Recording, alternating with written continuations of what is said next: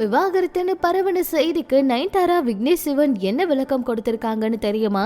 நயன்தாரா த்ரிஷாவை எப்படி நீங்க ஆரம்பத்துல பேசுனீங்களோ அப்படித்தான் ஜோவிகா இதுக்கப்புறம் நல்லா வருவாங்க அப்படிங்கிற மாதிரி வனிதா சொல்லியிருக்காங்க.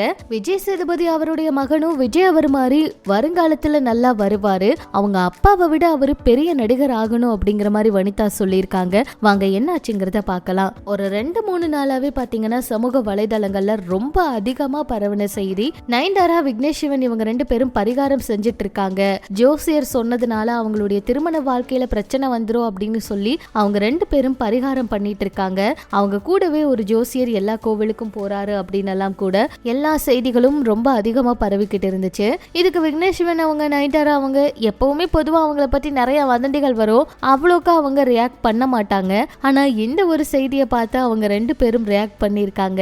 அவங்களுடைய இன்ஸ்டாகிராம் பக்கத்துல எங்களை பத்தி வர நியூஸை பார்த்தா என்ன சொல்றது அப்படிங்கிற மாதிரி தான் 2 பேரும் சேர்ந்து இருக்கிற ஒரு புகைப்படத்தை பதிவிட்டு ரொம்ப ஃபன்னா பதிவிட்டு இருந்தாங்க. இப்படி இது ஒரு பக்கம் இருக்கு. ஜோவிகா அவங்க தான் இளம் தயாரிப்பாளர்ல முதல் தயாரிப்பாளர் அப்படின்னும், ஜோவிகா அவங்க நிறைய திறமையுடைய பொண்ணு அப்படின்னும் இப்ப சமூக வலைதளத்துல அவங்க மிஸ்டர் அண்ட் மிஸ்ஸஸ் படம் ரிலீஸ் ஆகிற சமயத்துல அவ்வளோ எஃபோர்ட் போட்டு அங்க நின்று எல்லா வேலைகளையும் பார்த்ததுல வீடியோவா வைரல் ஆயிட்டு இருக்கு. சமீபத்துல வனிதா அவங்க பேசும்போது என்ன சொல்லியிருக்காங்கன்னா, அதாவது இப்ப சூர்யா சேதுபதியை எல்லாருமே ட்ரோல் பண்றாங்க, விஜய் அவர் ஆரம்பத்துல சினிமாவுக்குள்ள வரும்போது எல்லாருமே அப்படிதான் பேசினாங்க, இதெல்லாம் ஒரு முகமானு கேட்டாங்க, ஆரம்பத்துல யாரு எப்படி இருக்காங்கன்னு சொல்ல முடியாது, ஆனா பின்னாடி அவங்களோட வாழ்க்கைய மாறும், அவங்களுக்குன்னு ரசிகர் கூட்டமே உருவாகிற அளவுக்கு அவங்களுடைய திறமை அவங்கள கொண்டு வரும். அந்த மாதிரிதான் கண்டிப்பா சூர்யா சேதுபதி நல்லா வருவாரு, அப்பாவை விட ஒரு நல்ல நடிகரா அவர் வரணும், கண்டிப்பா அவர்னால முடியும், அவர் எஃபோர்ட் போட்டா நல்லா பண்ண முடியும் அப்படிங்கிற மாதிரி சொன்னது மட்டும் இல்லாம,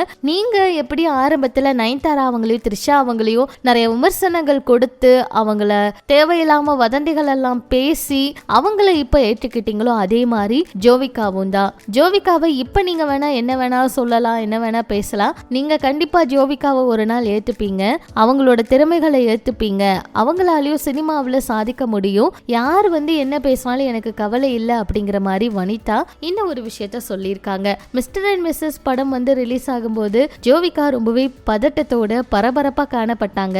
படம் கண்டிப்பா அவங்க செலவு பண்ற காசு காச்சு என்டர்டைன்மெண்ட் கொடுக்கிற அளவுக்கு இருக்கும், கண்டிப்பா யாரையும் ஏமாத்தாது, நீங்க ஜாலியா படம் பாருங்க, ஜாலியா போங்க, கண்டிப்பா உங்களுக்கு படம் பிடிக்கும் அப்படிங்கறது தான் வனிதா அவங்களும் ஜோவிகா அவங்களும் சொல்லியிருக்காங்க. நீங்க இந்த படத்துல இந்த காட்சி இருக்கு அந்த காட்சி இருக்குன்னு நீங்களா கற்பனை பண்ணிக்காதீங்க, குடும்பத்தோட பாருங்க அப்படிங்கிற மாதிரிதான் சொல்லியிருக்காங்க. நீங்க அப்படி ஒருவேளை நினைச்சீங்கன்னா உங்க மனைவி கூட பாருங்க அப்படிங்கிற மாதிரி எல்லாம் கூட சொல்லியிருந்தாங்க. இதெல்லாம் பற்றி உங்களோட கருத்துக்களை சொல்லுங்க. இன்னும் சினிமா தகவல்களை நீங்க உடனுக்குடன் தெரிஞ்சுக்க நம்ம சினி சமூகம் சேனல் கூட இணைஞ்சிருங்க.